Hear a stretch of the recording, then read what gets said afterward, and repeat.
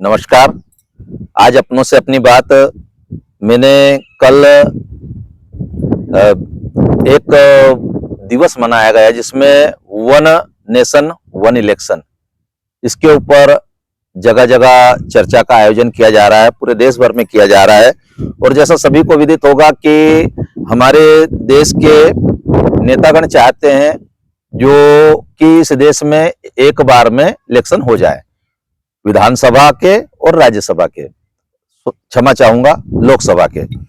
तो इन चुनावों में सभी लोगों को बताया जा रहा है।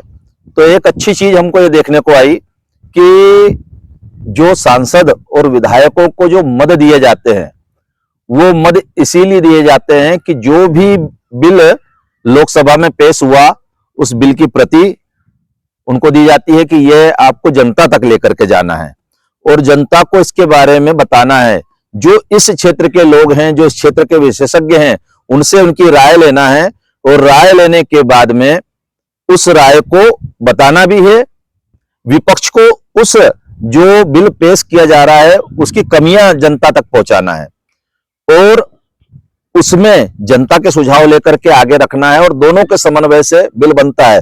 हमारी लोकतांत्रिक व्यवस्था बहुत सुदृढ़ है और एक स्वस्थ परंपरा मुझे देखने को मिली इस चीज के मामले में कि वन नेशन वन इलेक्शन के लिए सत्ता पक्ष की तरफ से खंडवा में भी आयोजन हुआ और उन्होंने उसके बारे में छात्रों को बताया। पहले एक बार कॉलेज के छात्रों का हो चुका है, कल स्कूली छात्रों का था जो आने वाले समय में मतदाता बनेंगे उनका था।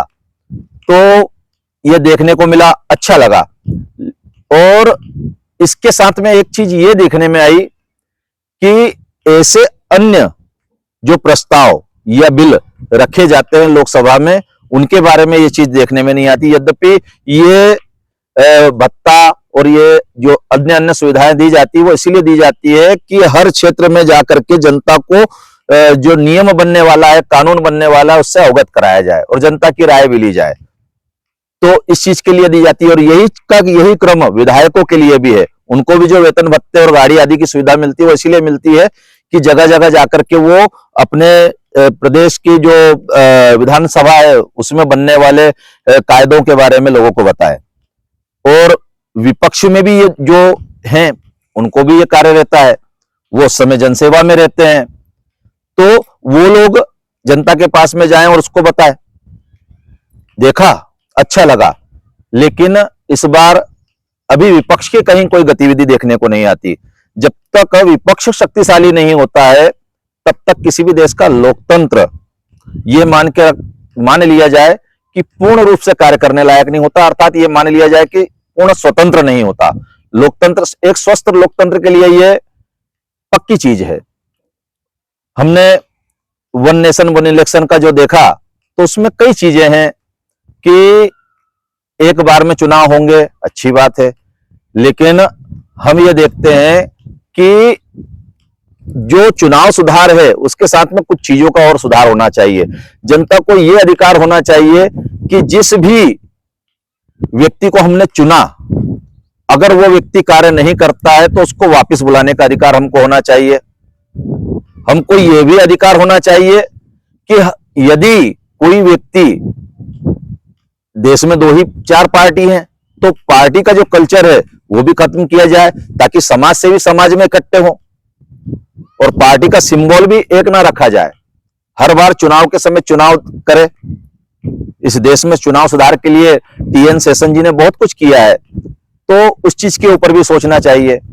वन नेशन वन इलेक्शन करा जाए, लेकिन होता यह है कि जो पुरानी प्रक्रिया है वो क्या पूर्णतः खराब है, इसके ऊपर विपक्ष ने बात करना चाहिए। मैं चाहता हूं कि एक स्वस्थ परंपरा आदरणीय मोदी जी ने भारत में लेकर के आए हैं कि जगह जगह वन नेशन वन इलेक्शन के बारे में बात की जा रही है। तो ये स्वस्थ परंपरा के लिए मैं विपक्षी दलों को भी आमंत्रित करता हूं कि वो जनता तक पहुंचे और जनता तक पहुंच करके इस प्रस्ताव के बारे में अच्छी और बुरी बातें बताएं, क्योंकि पक्ष तो वही बात बताएगा जो उनके द्वारा तय की गई है। तो जनता को विचार करने के लिए कुछ समय दें। और एक और चीज मैं बार बार कहता हूं कि अगर जनता को सुशिक्षित किया जाए तो ज्यादा अच्छा। थोड़ी संविधान की शिक्षा दी जाए, थोड़ी जो युवा हैं उनको बुला करके, कल जब मैंने देखा कि एकत्रित होते हैं तो ऐसे बच्चों को आरटीआई लगाना सिखाया जाए, ताकि भ्रष्टाचारी और जो लोग किसी तरह की ऐसी बातें करते हैं तो उनके ऊपर लगाम लगे। युवाओं को आरटीआई के लिए प्रशिक्षित किया जाना चाहिए। मैं इस चीज के लिए श्रीमान अधिवक्ता महोदयों को ये याद दिलाना चाहता हूं कि देश की आजादी के समय सबसे ज्यादा योगदान देने वाले लोग काला कोट पहनने वाले अधिवक्तागण थे। आप अगर पैसे से डीएनए मानते हैं तो आपका डीएनए कहां से आ रहा है आप देखिए। तो आपको भी इस तरफ ध्यान देना पड़ेगा। और सभी लोगों को एक स्वस्थ परंपरा के लिए भारत के लोगों को मैं बधाई देता हूं, लेकिन विपक्ष को आमंत्रित करता हूं कि वह भी जगह जगह जनता तक पहुंचे और इसी प्रकार से कानून बनना चाहिए। अगर इस प्रकार से कोई कानून नहीं बना है तो वो कानून जनता की जानकारी में आया नहीं है, तो वो कानून थोड़ी हो सकता है। वंदे मातरम।